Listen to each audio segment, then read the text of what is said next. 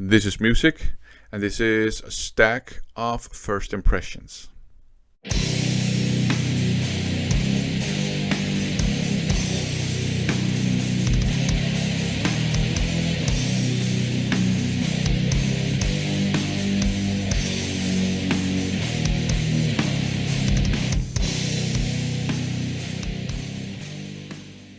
So I am chewing my way through the blind buy CDs. I bought a bunch of them last year towards the end, that's 2021, and a bunch of them this year too, in the beginning of this year, 2022. And I'm really enjoying just listening to all of these blind buys. Those of us who are a bit old school, blind buying is a very exciting way to explore new music and be surprised at how good it is, or how bad it is, or maybe even just how meh it is, or how different it is from what you expected it to be. So let's just get to it. I have a bunch of CDs here, as you can see. Up first, Arbitrator, Balance of Power. This is a dive bomb release, so it actually has two albums on it, Darkened Reality and Balance of Power. As far as I understand, Arbitrator was formed by, or at least features, a vocalist from some prominent British punk bands like the Verrucers, who wanted to try his hand at some thrash metal. And that's what you get here. And not only that, but you get quite melodic thrash metal. It's still aggressive, it still has up-tempo, just aggressive thrash metal bits, and it has lots of really cool, mush-friendly mid-tempo parts, but it does have lots of melody too, and I quite like that. You got some really cool songs. All the songs are actually very good. I can't think of a bad song at all on either of the two albums that are sort of featured in this release. It's all good stuff, and the vocals are actually pretty good too. It's maybe even mildly technical without being inaccessible at all. It's melodic but still aggressive and in your face, and has lots of attitude. If you like your thrash metal, you don't know these guys, I think picking this one up here would be super awesome for you, because you get two releases by them, and it is good stuff. Up next, Armory, or is it Armor? I can never, yeah, just Armor, Liquid Metal Decade. So this is kind of like a thank you goodbye release by a band who decided to call it a day in 2016. So it kind of collects a bunch of different demos and singles and other sorts of releases. And yeah, I expected this to either be beer and pizza thrash, or maybe just dirty speed metal. But it's actually just traditional old school heavy metal with vocals that are very Dirk Schneider-esque. I have to admit, it took me 2 or 3 songs to get into it, but then I started really enjoying just their old school metal. And it's actually, it is kind of it has some edge to it, it has some attitude for sure, but it's actually more melodic and polished, not in the negative sense, just in it's not as dirty as I expected it to be. It's really good. Love Crime is a really great song. You have a song called Heavy Metal Drinkers, Highway Survivor, White Tiger, Lucifer, Hellfire. So your old school heavy metal lyrics, Satan, drinking beer, driving fast. There's a song called Swing of the Axe as well. So there you go. It's really interesting. Hellfire is just a furious heavy metal song. But then they have another version of Hellfire, which is like a weird kind of acoustic version that kind of combines rockabilly drumming with kind of like maybe dark country western music. The first time I heard it, it was like, oh, this is bad. The second time I heard it, it was like, no, it's actually kind of cool. So yeah, if you like your traditional metal, I think this one is certainly worth picking up. Up next, Television Slave by Azrael. This is another dive bomb release, so you actually have two releases in one. You have Television Slave from 1991, Welcom from 1988. We're dealing again with thrash metal. Again, kind of melodic thrash metal, I would say. maybe even power thrash to some extent. What's interesting is that Welcom from 1988 and Television Slave 1991. It's interesting to hear how far this band progressed from 88 to 91. They sound quite different from one another, the two releases here. But they're both good. Television Slave appeals more to me than Welcom, but Welcom has some cool stuff going on as well. So we're dealing with melodic thrash metal, maybe power thrash. You got some fast and furious parts. You also have some almost like just traditional metal parts. You have some power metal sounding parts without it being the wimpy kind of power metal. It's US power metal that it draws on. But it's really, really good. If you like the thrash metal, again, this is a dive bomb release that is certainly worth picking up. I really enjoy this one. Up next, Death Row by Accept. This one has like 15 tracks on it. It's from 1994. Dirk Schneider is back in the fold for, I guess, a brief stint. It's not bad, but it's certainly not the best Accept album. Dirk Schneider sounds absolutely awesome on this album. That's sort of the highlight for me. But it sounds like so many other metal bands in the 90s, kind of struggling, trying to navigate the strange music scene of the 90s.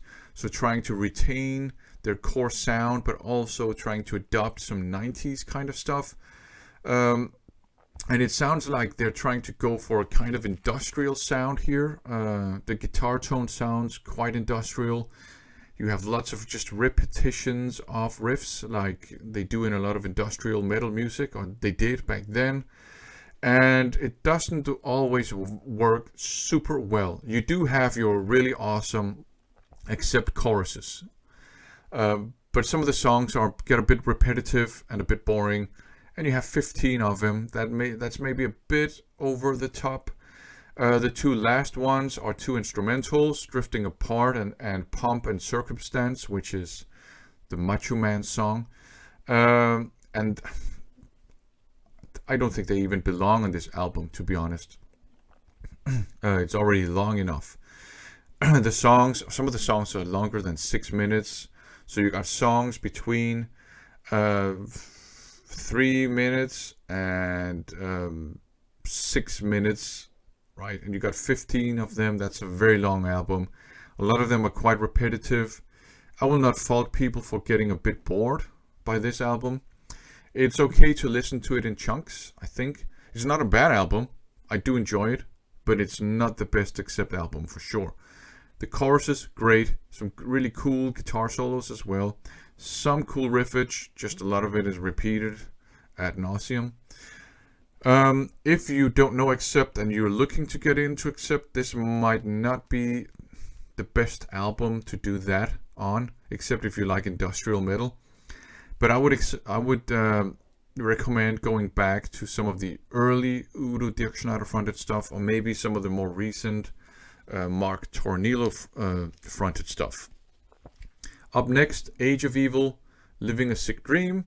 This is kind of like modern thrash metal. So by modern, I mean like late 2000s, early 2000s and 10s. So the guitar tone is more akin to melodeath and melodic metalcore. The music is not melodeath or melodic metalcore, just the guitar tone. The music is kind of like modern thrash metal from the late 2000s and early 2010s. So you have some really cool, just aggressive riffage, some cool upbeat and up-tempo, aggressive drumming, and you have lots of cool mid-tempo, mosh-friendly parts. You have lots of melody here too. You got some sections that are even kind of epic in a way. So it's actually really cool stuff, but it does have that late 2000s, early 2010s guitar tone. And one thing that's kind of weird is they start out with a cover song called Call Me Evil by another band. I don't remember their name right now, but it's from 2003, so it's not even like a classic or anything. I think that's kind of fun that they did that. But yeah, not bad stuff. instrumentally, musically, very good. The vocals, gotta be honest, it sounds like the vocalist is struggling a bit. I mean, his vocals are serviceable. I just don't think they fit this kind of music. I would have gone for more, maybe Rob Halford kind of guy, or maybe, or kind of gal, or maybe a Ronnie James Dio kind of vocalist, or maybe somebody with harsher vocals. This guy's vocals sound more like they come from an alternative metal band, or maybe a more melodic sort of metalcore kind of thing. But yeah, it's not a bad album. I'm glad I picked it up. The next one is a cheat. It's actually not a first impression, but I was listening to it along with the others. So Fistful of Metal by Anthrax. I think this is a very, very good Anthrax album. Neil Turbin, I love his vocals. I mean, Joey Belladonna is my Anthrax guy, but I love Neil Turbin. His screams and howls and his singing style is just fun. I really like that. There's some really, really good songs on this one. Metal Thrashing, Mad. Death Rider is great too. Panic is great. Soldiers of Metal. I think actually all the sort of Anthraxy songs are good. There is a cover version of I'm 18 by Alice Cooper, which it's not bad, but I think the album could do without it. But back then, you know, a thrash metal album, you almost kind of had to have a cover song on it. But yeah, good stuff. A very strong debut album. The subsequent releases, in my opinion, are much better, except for this one. And this is actually a first impression. I had never heard this one. Volume 8, The Threat is Real. This one is from 98 as far as I remember. They are a 4-piece here, but they do get some assistance from Dimebag Darrell on some of the songs. This is an album that a lot of people say is shit and crap and the worst Anthrax album ever. I think it's certainly the not best Anthrax album ever. I don't think it's utter garbage. The 3 first songs, Crush and Catharsis and Inside Out, are actually pretty good. It's not thrash metal, it's like 90s alternative metal with some groove. And of course here you have John Bush on vocals. And to be honest, the highlight of this album to me is John Bush's vocals. Again, I said I'm a Joey Belladonna guy, but I always really liked the way John Bush, his voice, the way he sings, and he's amazing in Armored Saint. That's where, you know, he really shines, I think. And also on Sound of White Noise, and he sounds great on this one too. You do have Toast to the Extras, that's a bit not my kind of thing. You have Cup of Joe and 604, which they're kind of like SOD kind of stuff, you know, but I mean, kind of just like humor, I think, so they would belong on an SOD album.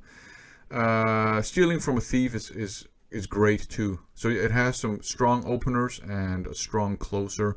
And there's also kind of like a hidden acoustic song in Stealing from a Thief, which is okay. But yeah, so not garbage, but certainly not my cup of joe, apart from those songs. And up next, Archetype, Hands of Time. This is probably very obscure. This is great. I was surprised at how great this stuff is. Great progressive metal. It's melodic, it's accessible. They draw a bit on alternative rock, but also on progressive rock. It's very original. I really like it.